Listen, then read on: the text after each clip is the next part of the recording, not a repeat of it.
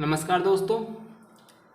जैसा कि हमने कल आपको पढ़ाया था 6th क्लास एनसीईआरटी का फर्स्ट चैप्टर, आज हम शुरू करते हैं 6th क्लास एनसीईआरटी का सेकंड चैप्टर। तो 6th क्लास एनसीईआरटी का सेकंड चैप्टर का नाम है आरंभिक मानव की खोज में। आइए शुरू करते हैं।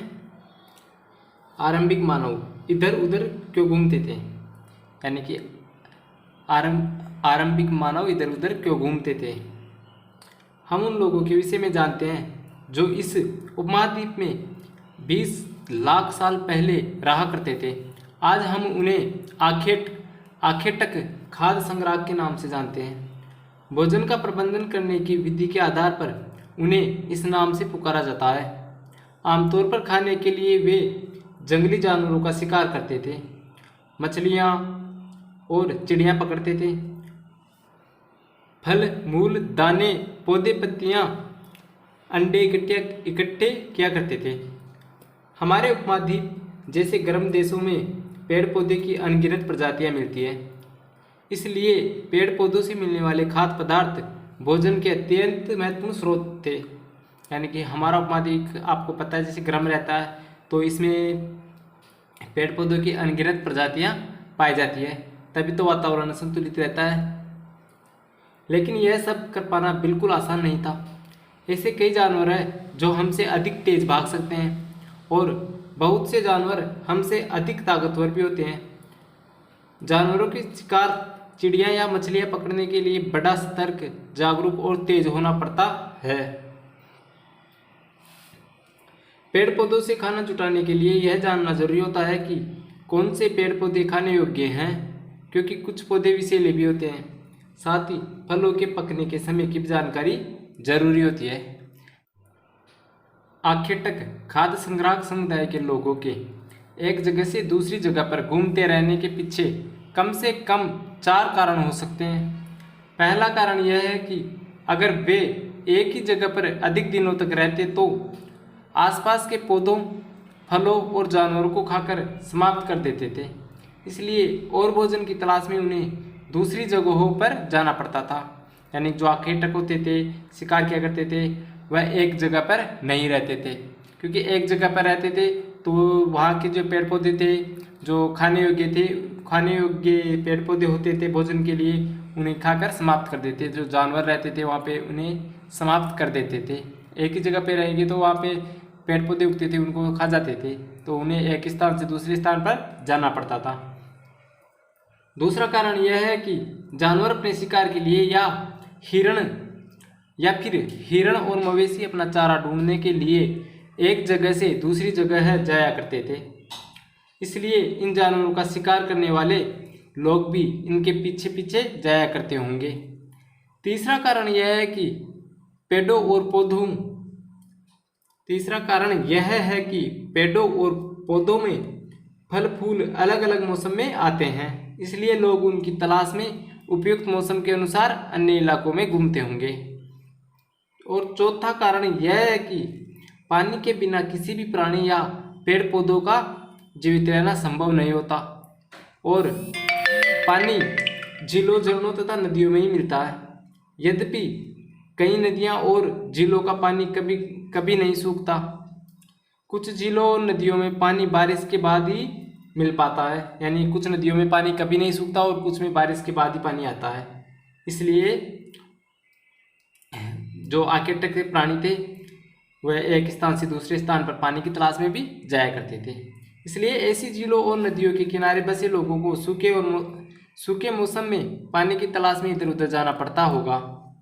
इसके अलावा लोग अपने रिश्तेदारों या मित्रों से मिलने भी जाया करते होंगे। यानी प्राचीन जो मानव थे वो लोग जो बस्तियां बसा कर रहते थे वह अपने रिश्तेदारों से मिलने के लिए भी एक स्थान से दूसरे स्थान पर जाया करते थे। यहाँ यह स्मरण रखना जरूरी है कि ये सभी लोग पैदल यात्रा किया करते थे।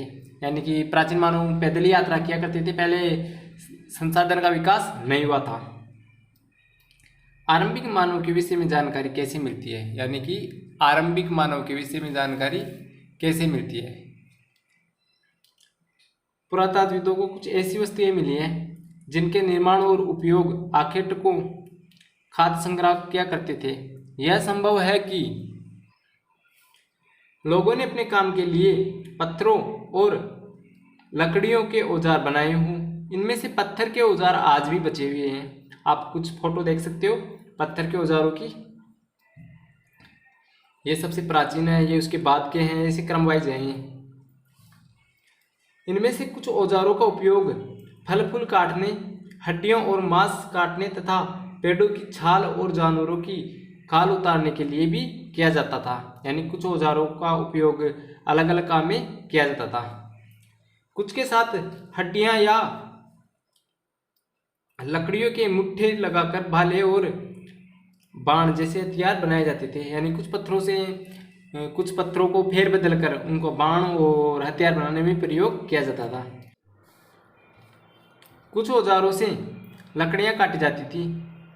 लकड़ियों का उपयोग ईंधन के साथ साथ झोपड़ियों और औजार बनाने के लिए भी किया जाता था। अब देखते हैं रहने की जगह निर्धारण करना। लाल त्रिकोण वाले वे पूरा स्थल हैं जहां पर आखेटक खाद्य संग्राहकों के होने के प्रमाण मिले हैं।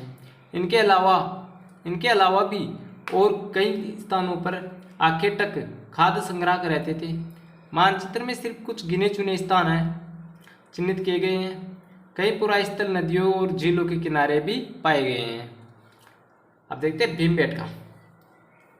भीमबेटका कहाँ पर स्थित है आपको पता है, मध्य प्रदेश में। भीमबेटका आवासीय पुरा स्थल उन्हें कहते हैं जहाँ लोग रहा करते थे। इनमें गुफाओं और कंदराओं जैसे वे स्थान होते हैं जिन्हें यहाँ दर्शाया गया है। लोग इन गुफाओं में इसलिए रहते थे क्योंकि यहाँ उन्हें बारिश, धूप और हवा से राहत मिलती थी। ऐसी प्राकृतिक गुफाएं विंध्य और दक्कन के पर्वतीय इलाकों में मिलती है जो नर्मदा घाटी के आसपास है। नर्मदा घाटी के आसपास है। क्या तुम बता सकते हो कि रहने के लिए लोगों ने यह जगह क्यों चुनी होगी?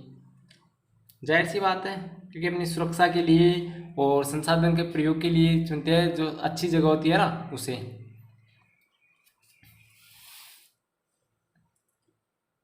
चूंकि पत्थर के उपकरण बहुत महत्वपूर्ण थे इसलिए लोग ऐसी जगह ढूंढते रहते थे जहां अच्छे पत्थर मिल सके, जहां लोग पत्थरों से औजार बनाते थे। उन स्थलों को उद्योग स्थल कहते हैं। हमें इन उद्योग स्थलों के बारे में जानकारी कैसी मिलती है? आमतौर पर हमें ऐसी जगह पर पत्थर के बड़े बड़े टुकड़े मिलते हैं और ऐसे उपकरण मिलते हैं जिन्हें लोग इस स्थलों पर छोड़ गए होंगे क्योंकि वे ठीक नहीं बने होंगे। साथ ही औजार बनाने के बाद पत्थरों के टूटे फूटे टुकड़े भी इन स्थलों पर मिलते हैं। कभी कभी लोग इन स्थलों पर कुछ ज़्यादा समय तक रहा करते थे। ऐसे स्थलों को आवासीय और उद्योग स्थल कहते हैं। यानी कभी कभी लोग जो प्राचीन स्थल बनाते थे ना रहने के आवासीय, वहाँ पर लोग बहुत ज़्यादा समय तक रहते थे। उन्हें क्या कहते हैं? उन्हें कहते हैं आवासीय स्थल। यानी जहाँ पर लोग प्राचीन लोग रहते थे ना, या जहाँ पर लोग रहते हैं, निवास करते हैं, उसे आवासीय स्थल कहते हैं। पुरा स्थल उस स्थान को कहते हैं जहाँ औजार, बर्तन और इमारतें जैसी वस्तुओं के अवशेष मिलते हैं। यानी जहाँ पर प्राचीन वस्तुओं के अवशेष मिलते हैं प्राचीन, उसे पुरा स्थल कहते हैं। ऐसी वस्तुओं का निर्माण लोगों ने अपने काम के लिए किया था और बाद में वे उन्हें वहीं छोड़ गए।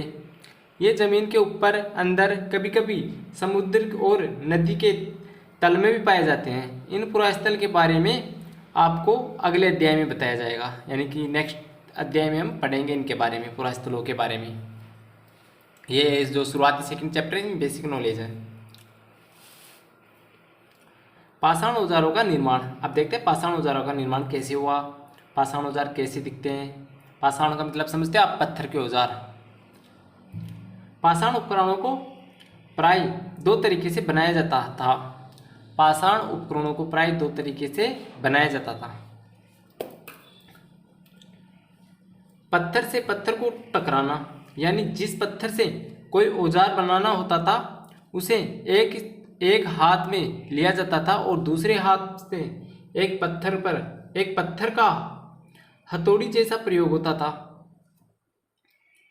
इस प्रकार आघात करने वाले पत्थर से दूसरे पत्थर पर तब तक सल्क निकाले जाते हैं जब तक वांछित आकार का उपकरण न बन जाए।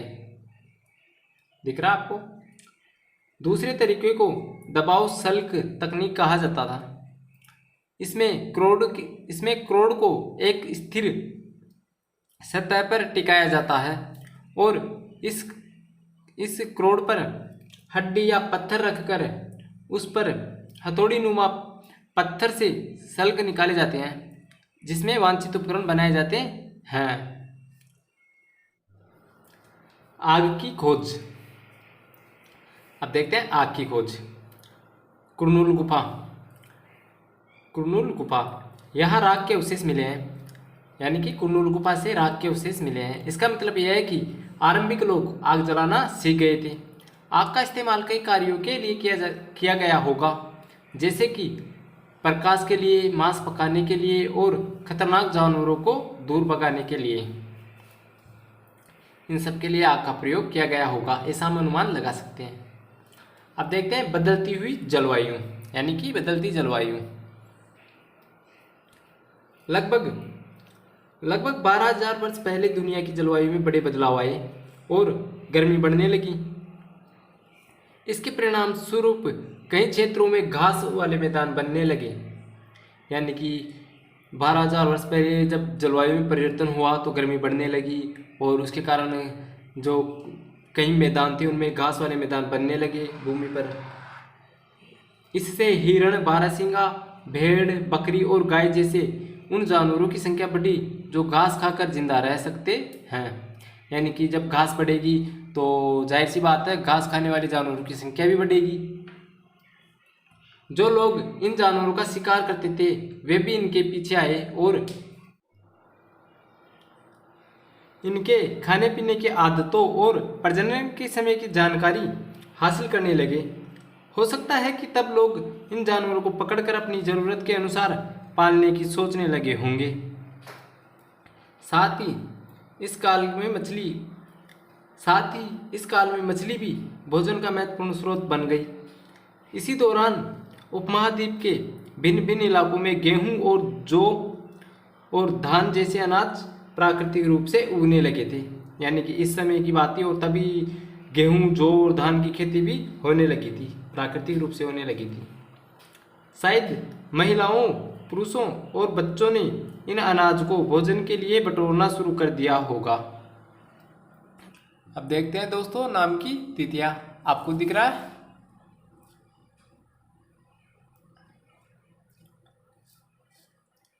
हम जिस काल के बारे में पढ़ रहे हैं पुरातत्वविदों ने उनके बड़े बड़े नाम रखे हैं। यानी कि हम जिस काल के बारे में पढ़ रहे हैं प्राचीन काल के बारे में, तो पुरातत्वविद है ना, उन्होंने इस काल को कई भागों में बांटा है और इनको कई नाम दिया है इस काल को।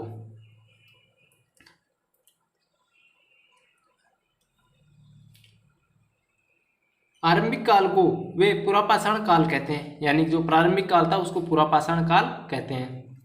यह दो शब्दों पुरा यानी प्राचीन और पाषाण यानी पत्थर से बना है।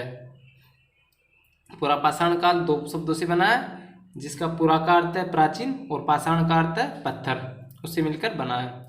यह नाम पुरास्थलों से प्राप्त पत्थर के औजारों के महत्व को बताता है। यानी कि पुरापाषाण नाम जो पुरास्थलों से पत्थर के औजार मिले हैं ना, उनके महत्व को बताता है कि उनका महत्व था उस समय। पुरापाषाण काल 20 लाख साल पहले से 12,000 साल पहले के दौरान माना जाता है। यानी कि पुरापाषाण काल कब माना जाता है?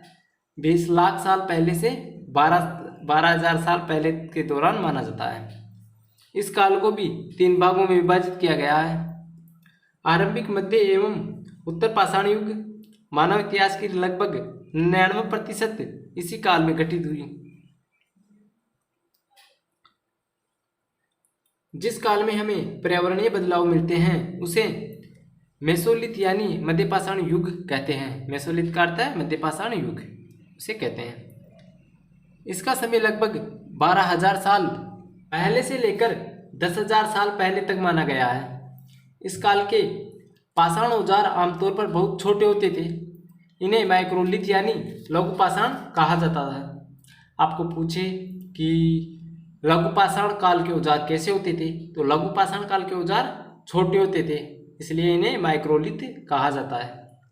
प्राय इन औजारों में हड्डियां या लकड़ियों के मुट्ठे लगे हंसिया और आरी जैसे औजार मिलते हैं या मिलते थे। साथ साथ पूरा पाषाण युग वाले औजार भी इस समय बनाए जाते रहे हैं। अगले युग की शुरुआत लगभग 10,000 साल पहले से होती है। इसे नवपाषाण युग कहा जाता है। पहले अध्याय में आप नवपाषाण युग के विषय में पढ़ोगे, यानी कि अगले अध्याय में हम नवपाषाण युग के विषय में पढ़ेंगे।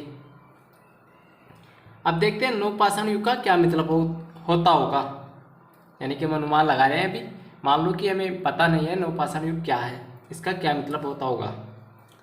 हमने कुछ स्थानों के नाम दिए हैं। अगले अध्याय में तुम्हें ऐसे अनेक नाम मिलेंगे। अक्सर हम पुराने स्थलों के लिए उन नामों का प्रयोग करते हैं जो आज प्रचलित है, यानी कि जो पुराने स्थल है ना उनका नाम हम आज के ज़माने में जो नाम है ना उन नामों का प्रयोग करते हैं उन स्थानों के लिए, क्योंकि प्राचीन नाम तो हमें पता नहीं है, क्योंकि हमें ज्ञात नहीं है कि उस काल में इनके क्या नाम रहे होंगे, क्योंकि हमें पता तो है नहीं। जाहिर की बात है कि पहले प्राचीन काल में इस स्थान का क्या नाम था, तो आज के ज़माने में उस स्थान का जो नाम है ना हम उसी नाम से उसको संबोधित करते हैं, उस स्थान को उस नाम से जानते हैं। साथ ही वे यह भी सीखने लगे होंगे कि यह अनाज कहाँ उगते थे और कब पककर तैयार होते थे। ऐसा करते करते लोगों ने इन अनाजों को खुद पैदा करना सीख लिया होगा। जाहिर सी बात है कि वो ऐसे जैसे किसी चीज़ पे स्टडी करते हैं तो हम भी पता लगा लेते हैं, कुछ दिनों में हमें पता लग जाता है कि कैसे होता है ये खेती कैसे होती है। जैसे खेती होती थी, अनाज होता था, तो उन लोगों को धीरे धीरे सब समझ में आने लगा कि ये अनाज कहाँ पैदा होता है, ऐसा अनाज और अनाज की किस्मों के बारे में उन्हें पता लगने लगा। शैल चित्रकला, इनसे हमें क्या पता चलता है, यानी कि शैल चित्रकला से हमें क्या पता लगता है, आइए हम देखते हैं। जिन गुफाओं में लोग रहते थे उनमें से कुछ की दीवारों पर चित्र मिले हैं। इनमें से कुछ सुंदर उदाहरण मध्य प्रदेश और दक्षिण उत्तर प्रदेश की गुफाओं से मिले चित्र हैं। इनमें जंगली जानवरों की बड़ी कुशलता से सजीव चित्रण किया गया है। जैसा कि अभी हमने पढ़ा था पिछले पेज में कि मध्य प्रदेश में भीमबेटका गुफा है, उसमें शैल चित्र मिले हैं, वैसे यहाँ पे दिया गया है। कौन क्या करता था, अब देखते हैं हम कि प्राचीन काल में कौन क्या करता था। हमने पढ़ा कि आरंभिक लोग शिकार तथा फल मूल का संग्रह क्या करते थे। हमने पढ़ा कि प्रारंभिक जो मानव था वह शिकार और फल मूल का संग्रह क्या करता था और अपना जीवन गुजारा करता था। वे पत्थरों के औजार और गुफाओं में चित्र बनाते थे। क्या हमें कोई ऐसे साक्ष्य मिलते हैं जिनसे पता चले कि महिलाएं शिकार करती थी या पुरुष औजार बनाते थे, या फिर महिलाएं चित्रकारी भी करती थी और पुरुष फल मूल इकट्ठा करते थे। वास्तव में हमें इसका ज्ञान नहीं है, लेकिन दो बातें हो सकती है, महिलाओं और पुरुष दोनों ने मिलकर कई काम एक साथ किया होगा। यह भी संभव है कि कुछ तरह के काम केवल महिलाएं करती थी और कुछ केवल पुरुष। इसके अलावा उपमहाद्वीप के अलग अलग क्षेत्रों में अलग अलग परंपराएं भी रही होगी, यानी कि हमें अंदाज़ा नहीं है या हमें अनुमान नहीं है कि जो प्राचीन काल में जो मानव काम करते थे ना, जो चित्रकारी का और फल मूल इकट्ठा करने का, शिकार करने का, तो हमें यह स्पष्ट नहीं है कि शिकार पुरुष क्या करते थे या स्त्री क्या करती थी या दोनों मिलकर साथ करते थे, क्योंकि इसके बारे में स्पष्ट साक्ष्य नहीं है। तो हम अनुमान लगा सकते हैं कि ऐसा हो सकता है। हमें स्पष्ट पता नहीं है कि कौन सा कार्य कौन करते थे, पुरुष करते थे या स्त्री करते थे, लेकिन यह ऐसा अनुमान जरूर लगा सकते हैं कि कुछ कार्य पुरुष और स्त्री मिलकर साथ साथ करते थे। अब देखते हैं भारत में शुतुरमुर्ग। भारत में पूरा पाषाण युग के दौरान शुतुरमुर्ग होते थे। महाराष्ट्र के पटनेपुरा स्थल से शुतुरमुर्ग के अंडों के अवशेष मिले हैं, यानी जो महाराष्ट्र का पटनापुरा स्थल है ना, महाराष्ट्र के पटनापुरा स्थल में पटने नाम का पुरा स्थल है। याद रखना, पटना बिहार में, लेकिन महाराष्ट्र का पटने नाम का एक पुरा स्थल है, यानी प्राचीन सभ्यता है। वहाँ से शुतुरमुर्ग के अंडे के अवशेष मिले हैं। इनके कुछ छिलकों पर चित्रांकन भी मिलता है। इन अंडों से मनके भी बनाए जाते हैं। यानी कुछ शुतुरमुर्ग के जो अंडे थे उन पर चित्रांकन मिलता है और कुछ अंडों से मनके भी बनाए जाते थे। हुस्सी का सूक्ष्म निरीक्षण, अब देखते हैं दोस्तों हुस्सी का सूक्ष्म निरीक्षण, यानी कि एक सभ्यता है हुस्सी। यहाँ पर पूरा पाषाण युग के कई पुरास्थल मिले हैं। कुछ पुरास्थलों से अलग अलग कार्यों में लाए जाने वाले कई प्रकार के औजार मिले थे। ये संभवतः आवास और उद्योग स्थल रहे होंगे। कुछ छोटे पुरास्थलों में भी औजारों के बनाए जाने के प्रमाण मिले हैं। इनमें से कुछ पुरास्थल झरनों के निकट थे। अधिकांश औजार चूना पत्थरों से बनाए जाते थे। अपने एटलस में फ्रांस ढूंढो, यह चित्र फ्रांस की एक गुफा का है। जो ये चित्र दिख रहा है ये एक फ्रांस की गुफा का है। इस पुरास्थल की खोज लगभग 100 साल पहले 4 स्कूली छात्रों ने की थी। इस तरह के चित्र लगभग 20,000 साल पहले से लेकर 10,000 साल पहले के बीच बनाए गए होंगे। इसमें कई जानवरों के चित्र हैं। इसमें जंगली घोड़े, गाय, भैंस, गेंडा, रेनडियर, बारहसिंगा और सुअरों को गहरे चमकीले रंगों से चित्रित किया गया है। इन रंगों को लोहा, एस्क और चारकोल जैसे खनिज पदार्थों से बनाया जाता है। यह संभव है कि इन चित्रों को उत्सवों के अवसर पर बनाया जाता था या फिर इन्हें शिकारियों द्वारा शिकार पर निकलने से पहले कुछ अनुष्ठानों के लिए बनाया गया होगा। तो ठीक है दोस्तों, हमारा सेकंड चैप्टर भी आज समाप्त हो चुका है। अब हम आपको कल पढ़ाएंगे जो 6th क्लास NCERT का हिस्ट्री का 3rd चैप्टर है, वो हम आपको कल पढ़ाएंगे। तो दोस्तों हमारे चैनल को लाइक करना, सब्सक्राइब करना और बेल आइकन को ऑन कर लेना ताकि आपके पास रोज़ नोटिफिकेशन समय समय पर आता रहे और आप हमारी सारी क्लासें NCERT की 6 से लेकर 12 तक पूरी देख सको, ताकि आपको कंपटीशन में NCERT से बाहर आपका एक भी क्वेश्चन नहीं जाएगा। क्योंकि जो कंपटीशन होते हैं ना उनमें 6 से लेकर 12 तक NCERT का बहुत रोल होता है। जैसे 100 नंबर का पेपर आता है ना तो उसमें से 80 नंबर तो NCERT के होते हैं। इसलिए दोस्तों NCERT को हमारा मकसद है कि ज़्यादा से ज़्यादा एक एक टॉपिक कवर कराना, ताकि आपको यहीं पे हमारे वीडियो में याद हो जाए। आप इस वीडियो को 2 बार देखो। ठीक है दोस्तों, धन्यवाद।